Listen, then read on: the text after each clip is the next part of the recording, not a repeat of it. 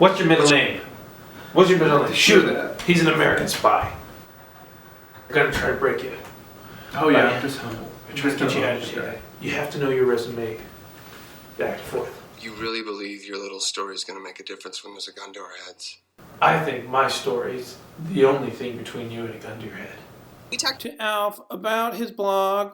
and why he doesn't worry too much about what people think. Glad to be where I am. It's kind of more important than, some sort of career path. What kind of leaps do you feel like you made? Are you kidding?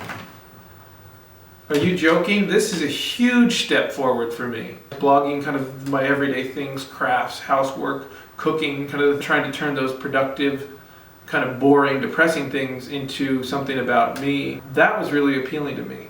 That's a porn version of you. It's not a porno. It's just me being boring.